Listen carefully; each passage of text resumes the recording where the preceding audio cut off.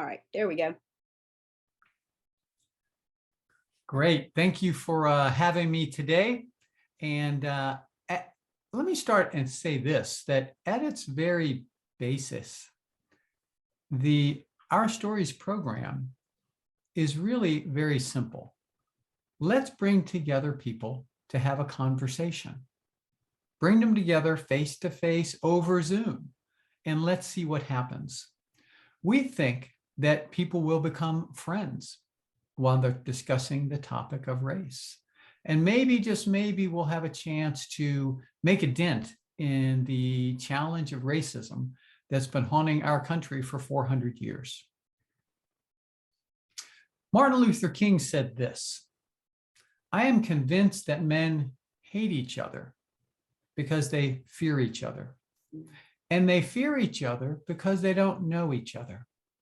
And they don't know each other because they don't communicate with each other. And they don't communicate with each other because they are separated from each other." After the death of George Floyd,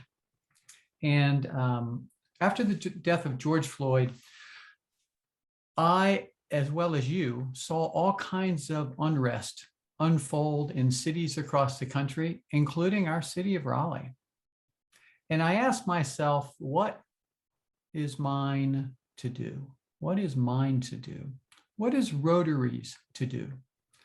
And I had remembered a program I took maybe 20 years ago through my church. It was actually sponsored by the YWCA, called Racial Study Circles. And we had a chance to meet white people and people of color in a small setting. And I remembered some of the things I learned and some of the people I met through that program. So when I came and I was frustrated about the whole death of George Floyd and are we making any progress in this country at all? I went back to that model and said, I think bringing people together to have a conversation has got to be the answer. I'm smart enough to know that a white guy putting together a program like this on his own is not going to have a lot of traction.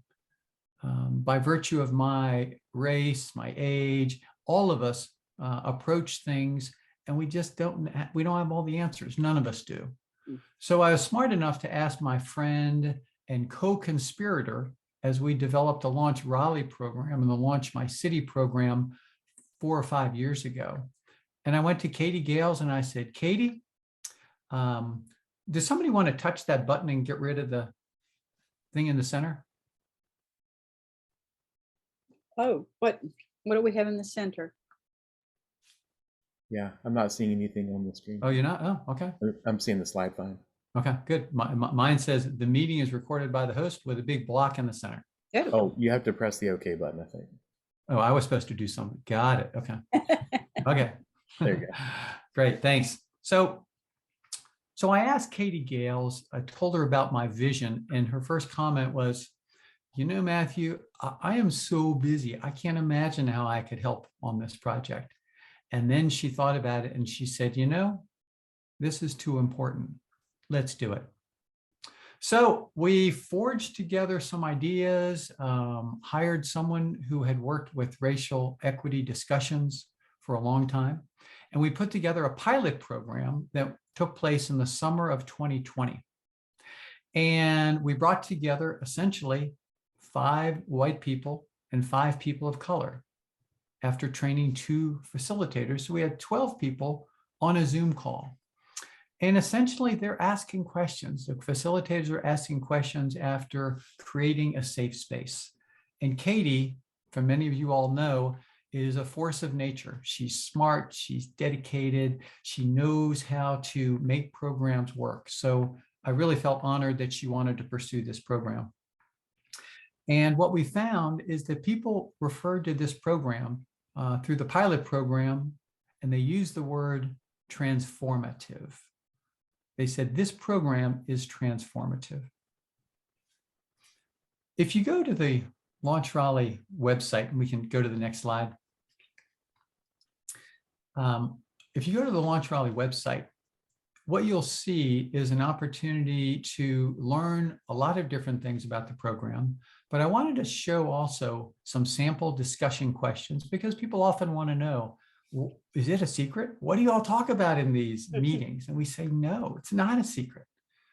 These are questions that allow people to share their story. Specifically, when you were growing up, did you have any friends of a different race? Was your community diverse? What do you learn from your parents about race? What's it like to be a Black man in America? What's it like to be a white woman in America? And each one of these are designed to have people think deeply and share their experiences. And kind of what happens is they build trust with one another, often deeper than neighbors that they've maybe been next door and lived next door to for 10 years. And you almost wonder, how can it be then on a conversation, a Zoom conversation, in a couple meetings, people can feel really close to other people that they've never met in person. And yet, through the pilot program, we found it really works. It really works because we've managed to create a safe space where people understand, if you can go to the next slide, where people understand how we've kind of managed to mold the discussion guidelines, speak only from direct experience, avoid drifting towards partisan issues that might end up having the conversation start being about debate and politics. Deep listening is really important. Stay fully present. Confidentiality. What you see here stays here. Brevity, we ask people to be concise in what they say because there's lots of people who want to share their own experiences on this, and the facilitators are there to make sure the conversation continues to move forward. And again, nobody is to shame or blame anyone. And I think this is really important. We're the product of our environment. Much of what we learned growing up, we didn't accept intentionally. As adults, we have the chance to assume a new identity and say, I'm going to be now the best person I can be. Next slide. What we found was that people who went through the program had a really good experience, pretty much without exception. And part of that is because they've never really been in something like this before, right? How many of us have been in a conversation? It lasts for about an hour and a half, and they're asking deep questions, and here are all these people, and you're talking about the topic of race, and you realize, wow, I've got something to say. When I was in 5th grade, this happened to me, and you got a group of people who really care, who really listen. And so what happens is that people really do build friendships. So often we find that there's 6 sessions, and towards the end, people are saying, I don't want this to end. Y'all are my buddies. I know one of the groups that put together said, I know officially it's ending, but we've already decided, Matthew, that we're going to get together once a month just on our own and pick up through the website or through a Zoom link. And so it's a beautiful thing. Next slide. Our facilitators are really the key to making sure these programs go smoothly. All of our facilitators are graduates of the program. It's one of the requirements because we figure they need to really know themselves what's it like to share, so they can, and also so they can have a sense on the growth of the program, how it should proceed. And to make sure, one of the challenges of people sometimes is not to allow silence to happen. And what we've learned in this program is silence is okay. Sometimes people who really want to share, they need a little bit more space. And so these are some comments from the facilitators. Next slide, please.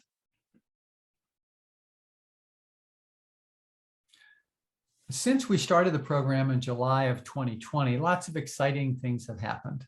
You know, from our very first pilot group, where we had 2 separate groups, in the fall, we put it out there, built a website, ourstoriesonrace.org, and we allowed people to sign up, and they did. As much as we could, we would tell people about the experience and say, you too can participate in one of these programs. We train more facilitators. At the moment, we, along with some of the other programs that have started up in other cities, now are about almost 300 graduates have gone through the program. I'm really proud to say that in fall 2021, some graduates who lived in Wilmington and then some who lived in New Jersey said, I really like this. I want to bring this to our community. So we trained them as facilitators. We held their hand. We gave them the slide deck. We shared experiences. And now we're finding, particularly the Wilmington group, they're doing a lot of things that we never thought of. They decided to have a graduation. Even when COVID was an issue, they just wore masks. They invited the mayor. The mayor came and they handed out certificates. People got up and they were just so touched and honored. So what happened? They also invited the media. The TV station came and did a whole series on the Our Stories Wilmington. They also, many of you all who are Rotarians, the Rotary International president visited their district in January. How cool is that? What do you think they told him about? Let me tell you about our Stories program. And he was blown away and so impressed. So what happens is that Matthew doesn't have all the answers. Katie doesn't have all the answers. What we realize is there's lots of smart people out there, and we want to empower other people to grow this program. And sometimes we just need to get out of the way. In April of last year, Rotary International featured in an 8-page spread the Our Stories program, as well as the launch program. And they featured 6 of the different entrepreneurs who graduated. And it was a real honor for Katie and I to be featured in that way. I want to do a shout out to Veronica. She works at Pinnacle Financial. She went through this program, and I still vividly remember at the installation banquet of Angela last summer. She came up to me and she said, Matthew, this program is so good. I really liked it. You know, it ought to be in businesses. Businesses ought to take this as a DEI initiative. And I said, well, Veronica, Katie and I have always talked about this, and we think that wouldn't work in businesses because they all know each other. And she said, well, I don't know. I think it would. So I remembered that. A little bit later, I had a conversation with Veronica, and she was her same positive self. And then Katie and I basically thought, okay, maybe this is one of those times where Matthew and Katie get out of the way. And I'm learning there's more and more times where I need to get out of the way. And then finally on this list, what we've decided now with almost 300 graduates and lots of interest and lots of ideas all over, we want to hold an Our Stories Summit. So Friday will be the leadership of all the different programs. And then the next day, Saturday, will be a big gathering, probably at a co-working space around the Raleigh area, and bring people together, have them share ideas, because really, we think this program has lots of potential. And we feel like our job is to light the match and see what happens. So if you can go to the next slide. For some of you all who, and this just kind of shows some of the sponsors, that it was the Rotary Club of Holly Springs and the Rotary Club of Raleigh, Katie's club and my club, that helped initiate this program. And then the very final slide. Many of you all who might be interested in signing up for this program, ourstoriesonrace.org. We'll ask a couple questions. You put your information in there, and that's how you can actually participate in one of the programs. In there, you'll see some of the information for chapters. And so what you would want to do is sign up for the Raleigh area chapter.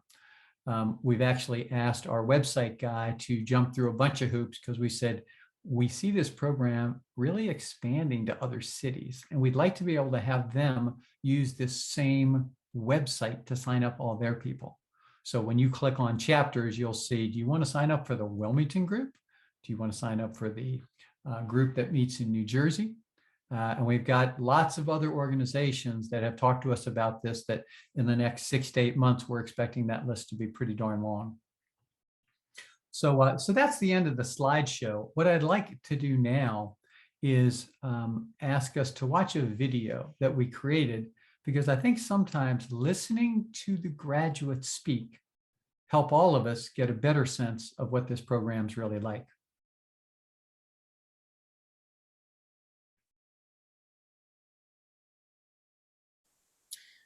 Hey, Matthew, do you mind if I ask a question while Carol's working on that? Sure, you bet.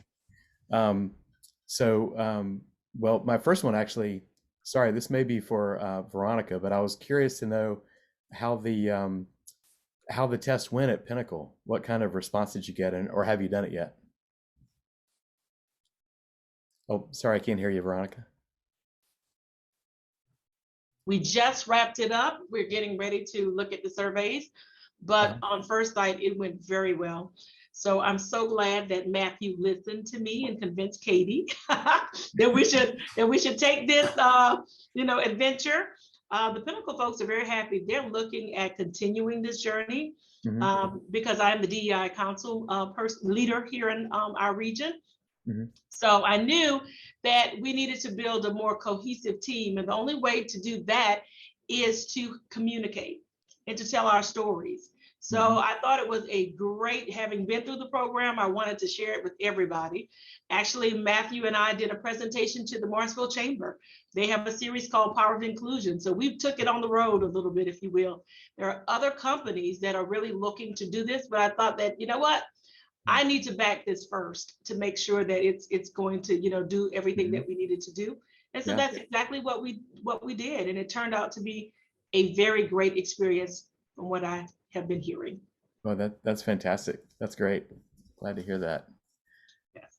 I was thinking it would be good for Rotary clubs, but we're all white, many of us. But we want to have the other balance of that. So if we could get other folks that are in the club, or maybe combine some clubs, Suzanne. I think that'd be great. Yeah, to have a conversation.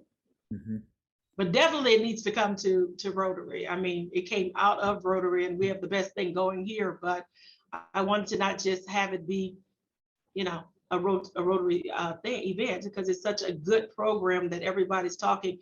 And as you can see, we need it more now than ever. We have to have these conversations. Yeah. So Matthew, is there, just out of curiosity, is there a kind of vision going forward? Do you think you're gonna create a organization out of our stories program to kind of advance this, or is that what is the summit's designed for? Yeah, for the grant request, one of the things we did is we basically asked for some money for a tech virtual assistant. And because that's kind of what it needs. It needs somebody who can take all the information, who can take all the applications, put them into groups, make things, build spreadsheets. Katie and I can do that, but as we juggle other stuff, sometimes I think we are our own obstacle. And Katie we've talked a little bit about grants, and it could well be that with Pinnacle Financial, that they look at it and say, we see this as a great program. It would have cost us a bunch of money to kind of create something like this to start. And so as a result, we'd like to have a sponsorship. And if it's a sponsorship, it's X number of dollars. We get a couple folks to do that, and then we can hire some people to make it go forward. So yeah, I mean, I have to admit that a lot of it is like, wow, this seems to be working. Now what do we do? Yeah, I understand. Since you just worked on the grant, do you have any idea how much you would need to have a technical person? We actually backed out of it and said, how much do you think we can ask for a grant? And then how much could be left over to pay somebody? So I think we allocated, $3,000. So you don't get a whole lot of help for $3,000, but it's $3,000 more than we have now, and would allow us to hire somebody, get them up and running. And then if we had some additional money, we can help additional things as well. And really, that's one of the main ideas behind this whole summit idea, is that it would be great to be able to bring a bunch of people together. There's a guy named Muddy who runs a program called Whiteboard Academy. And what Muddy does is he takes groups like ours and he synthesizes all the things that people say. He's a graphic illustrator, and he takes all this information and he makes sense out of it. So our thought is to bring Muddy to this summit and have him basically summarize what people are saying to forge a way forward. I think what's going to happen is we're also going to be looking for people to say, I'd like to help.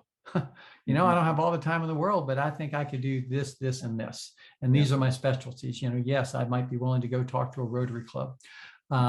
Yes, I might be able to coordinate this event or that event, or at least show up and give a pitch or give an endorsement of the program. So those are some of the things I'm thinking. Yeah, great. Fantastic. Yeah. I wonder if, Carol, do you have access? Can you even go on the internet from where you are? No, my computer is not responding to the mouse. I'm not getting anything. I can't change anything. So I'm going to have to resort to your father's solution and pull the plug, which will kick everybody off. So we can either just wing it, or I can kick everybody off and you can log back in. I don't know what else to do. Nothing's responding. May I say something real quick? Since Please do. I'm a visitor. Miss Suzanne mentioned about mostly white people in the Rotary, and I'm gonna be honest, how I really found out about the Rotary is I was just a candidate for mayor, and I ended up speaking in Durham, and I was at a meeting with Sheriff Burkhead the other day, and this is my pet peeve, okay? When we talk about community, I often say, what communities are we talking about? Because a lot of people say, well, I'm in the community. I said, well, I never seen you in mine. You see what I'm saying? And community to me is north, south, east, and west. Now, what you're doing, Mr. Matthew, I had an idea, it's just different, but it was telling your story. It's a book that I'm trying to write on that eventually. And since I've been in Durham, I found, and I've lived quite a few places, it's a bad disconnect here. Because the reason I'm saying it like that is the resources are here in Durham. There's a lot of programs here in Durham, but nobody really knows about them, especially the people of color. The Rotary Club dues are very expensive, but I know why they that way too.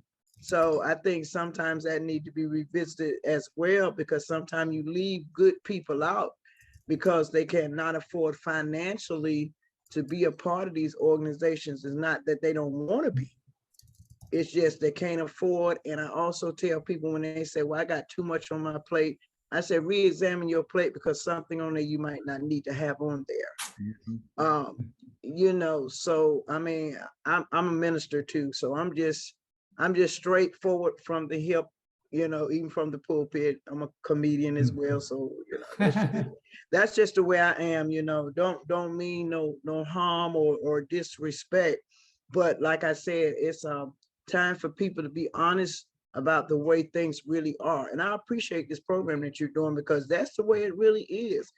And I've been talking about it for the longest. It's not that I don't like you because you're white. It's just maybe our personalities don't click. Well, maybe we could talk about it, because especially we have to work together. I often talk about that.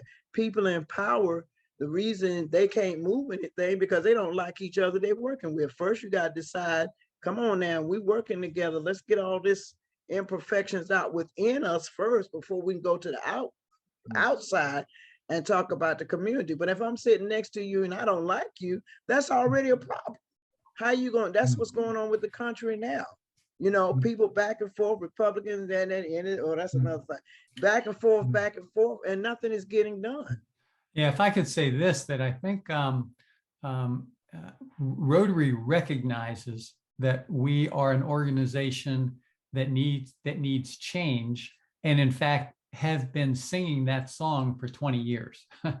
I'm proud to say that there is now a Southeast Raleigh Rotary Club. And that is made up largely of Black members. Many of them, more than half, are connected somehow with the launch program. So that's great. There are probably at least four Rotary clubs in Durham. And while the dues for the downtown Durham Rotary Club are probably pretty expensive, one of the breakfast clubs, the dues for them is modest because the breakfast doesn't cost much money to join. Right. Because that's often what the dues are, because you're paying for a meal each week. Food, yeah. I know. Yeah. But I would say We have virtual clubs like this one, the Social Justice Club, that has no cost for meals. Yeah. Yeah. No, I wasn't downing it. I was just saying that's just some of the could be some of the barriers.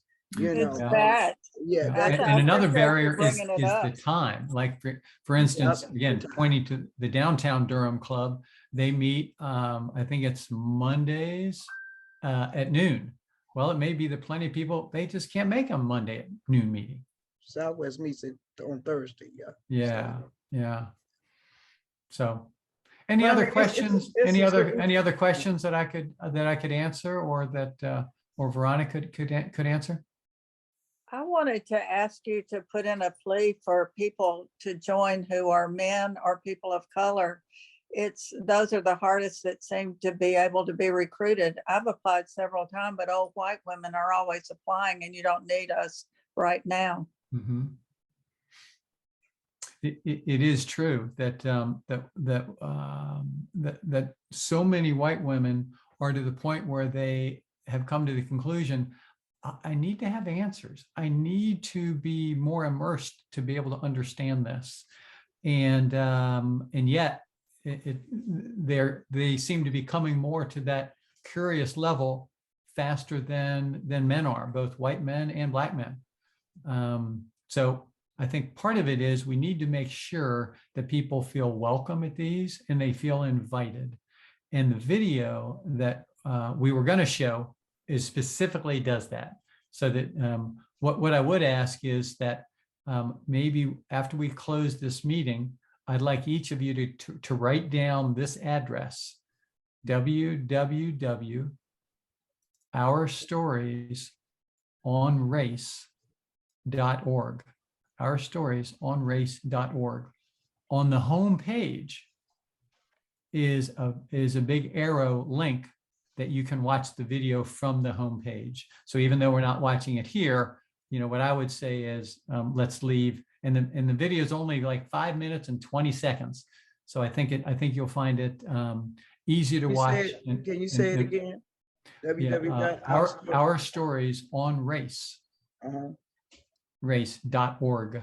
Okay. Thank you. Yeah. What I am happy to say too is that there have been a lot of different folks interested in bringing the program. So not just Veronica with Pinnacle Financial, but also there's a Catholic church in Chesapeake, Virginia, that seeks to partner and already gotten permission from a largely Black Catholic church in Norfolk. So their goal is to bring people of a common faith together and see if they can have one of these launch programs that they would run locally there. Because ultimately, that's kind of what Katie and I are feeling, is that if we can empower other people to take this model and take it to their community or business or church or nonprofit, that to me is maybe the best way to spread this. And what our task would be to make sure that we train enough facilitators that the facilitators can then work with that group. And then what we find is that at least a third of the people who go through each one of these programs, at the survey at the end, when we say, would you be interested in being a facilitator? Pretty much at least a third to a half of people say, yeah, I like this program. I could be a good facilitator. So Exactly. And Matthew, I agree. I just wanted to chime in a little bit. So when you go into this program, you're really going into it with an open heart and an open mind. We're not asking you to fix any problems, because the world wouldn't look like it looked if we all had the magic wand to fix problems. But it's helping us to understand each other's perspectives. So you're listening to that person narrate their own story as opposed to assuming, because they share things that are deep embedded from their childhood with the questions that you just saw, that maybe you wouldn't know about them. And maybe you assume they act a certain way or they're angry all the time. But then you have a deeper perspective into really what's kind of going on with them once they're able to tell you their story, and if they've never been around certain folks. And so you kind of build that cohesiveness within the group, like, wow, let me maybe take a step back. One of the good points of it is too, we're not wanting you to continuously talk unless you really have something to say, because a lots of time when people are silent, it doesn't mean that they're disengaged. What it means is that they are thinking about it. Maybe an openness has happened or a light bulb click. So they need a moment to process what it is that is being said and to kind of take that on. So again, the group has its own, it takes on its own form.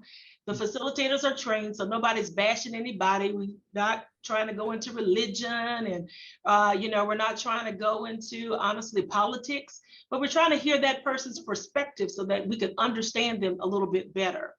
And to Ms. Charlita, I just wanted to tell you, the face of Rotary is changing. It truly is. It used to be just the old white man's club. I'm not saying there's not a lot of white men that's still in Rotary, but I can tell you, as far as leadership is concerned, our next district governor is going to be a young Indian gentleman. I come after him as the district governor. So we are making strides, even though it doesn't look like it all at one time, but you got to take baby steps to get to where you're going. And I believe we will get there. No, this was just brought up to me. I'm in Durham. This was just brought up to me as attending while I was attending.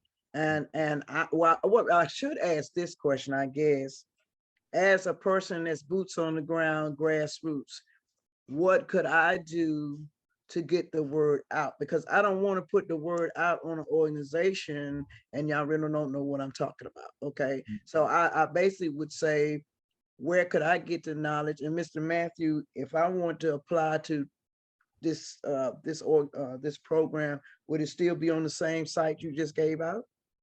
That's right. Our Stories on Race, and Okay. it'll have a button that says apply. Okay. And you can put your information right there. Right.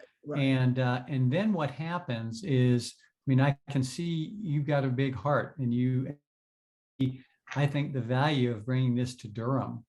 And so who knows, I don't know if you're somebody who would enjoy being a facilitator, but usually the path this happens is we find people who are connected with their community.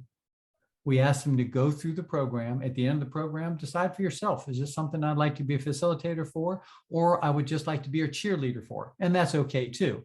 But ultimately, what we try to figure out is that the city of Durham ought to be, people in Durham ought to have a Our Stories on Race Durham chapter, just like there's an Our Stories on Race Wilmington chapter and a Raleigh chapter. And they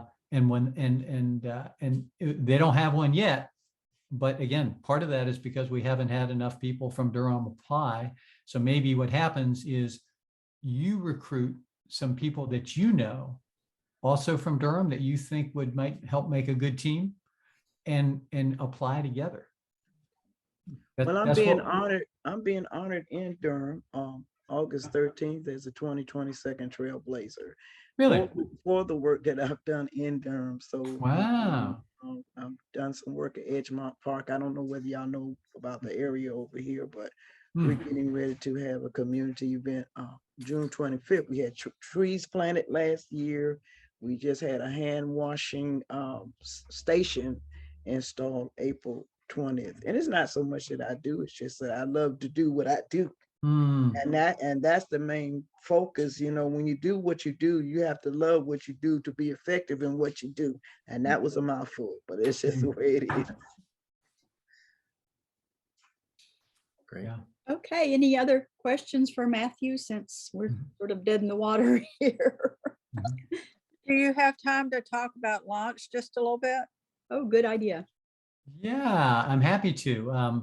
The launch program was initially conceptualized in 2016 when our Rotary Club was trying to figure out what can we do to make an impact somewhere in our community.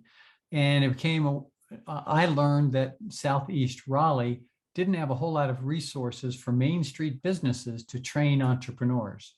So again, being in Rotary, I thought somebody out there has probably tackled this thing before.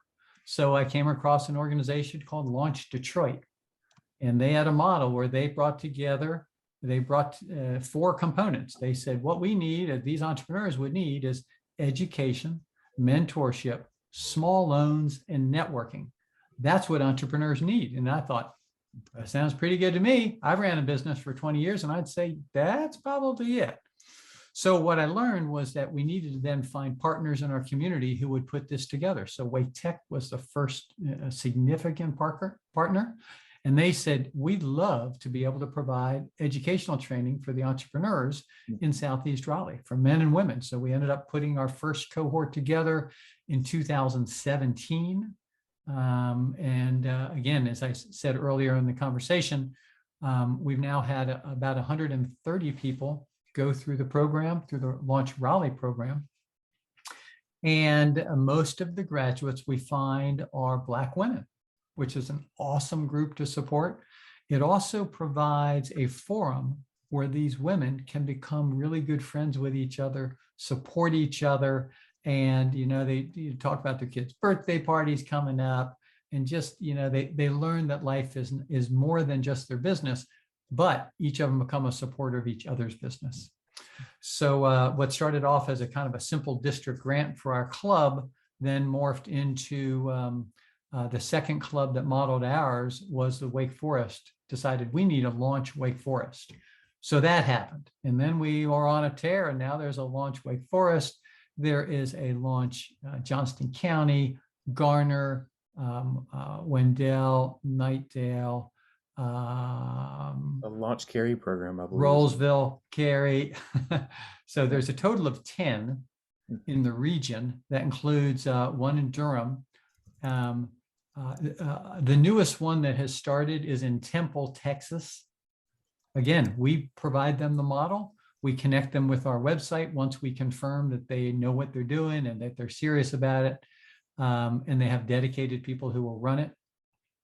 Usually the people who are running these programs, some of them are directly connected to Rotary, but often what we found is that some of the main proponents of these programs work for the local chambers of commerce in these towns. And then the city, right? So in Knightdale, the city and the chamber came together and said, this is a program we need to support. So we basically provide a framework for that. So, yeah, the launch program is going really well. This is a flyer for our most recent graduation. Just happened last Thursday. We graduated 18 more entrepreneurs. And again, if you kind of flip through, these are some of the faces of the entrepreneurs. And we combined it for the first time with a pitch competition and business pitch competition with judges. And one woman, Natasha Sessoms, with a business called Motivate Learn, walked away with $1,500. Another graduate walked away with a check for $750, and 3 of them walked away with checks for $500 each. So we're blending entrepreneurship with competitive chances to also earn money. So yeah, the launch programs are up and running, really excited. I have told some folks that I am looking for my replacement, and that's how this program is going to continue. I'd love to be able to say that we have exactly the people who are going to step forward lined up to make sure that next fall that we have a program, but that hadn't happened yet. Matthew, can you direct me to who's leading the Launch Carry program now? I know it was being done through Dorcas Ministries. Are they continuing that, or? They are. Dorcas Ministries continues to do that, and largely what Rotary does is seems to provide the mentors. Okay. I'm a Well- mentor for that program. I was for the last one and this year, and it's been quite interesting. I'm a Hmm. retired veterinarian, a veterinary pathologist, and last year I was a mentor for a harpist who was starting Huh. greeting card video, audio business. She plays at the hospitals, and that was quite interesting. And this year I have a young woman who's making custom made pet clothes. So it's been an adventure for me. I recommend if anybody wants to mentor, it's a wonderful experience. Thanks, Suzanne. Yeah. Well, often we hear from people, oh, I'm not smart enough. I could never be a mentor. And my pitch is, these folks are not looking for all the answers. Among your biggest responsibilities is to be a cheerleader, to be a sounding board, to be an encourager. And if they ask a question, and because often it's like, what do you think about this idea? And, as long as you've got some general business experience, that's what they need. They don't need the person who has had 15 startups and now wants to help a small business. Why? Because these men and women generally are running small businesses, and they're not looking for $100,000 in investor capital. They're just trying to figure out how they can make payroll, how they can find customers, right? Yeah. So. Okay. Any other questions for Matthew? Well, thank you so much. If I had control of my computer, Matthew, I'd show you the little certificate of appreciation that we have for you. Thanking you for coming and talking with us today. But we will email that to you. Announcements, just to let everybody know, I think general district wide, the installation, district installation banquet is right at the end of June. It's on the Wednesday, the 29th. I think Nathan has already sent out that information, but that's always a wonderful event. He's going to combine it with the service project. So a good chance for everybody to come together and do some work together. Any other announcements people have? Stuff coming up?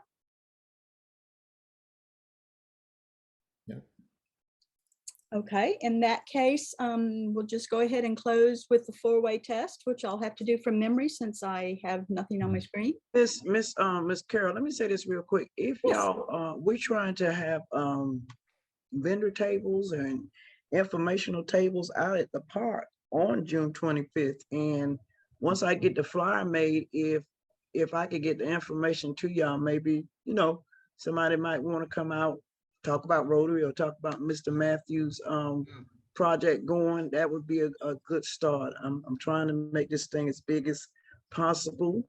Okay. Reaching out.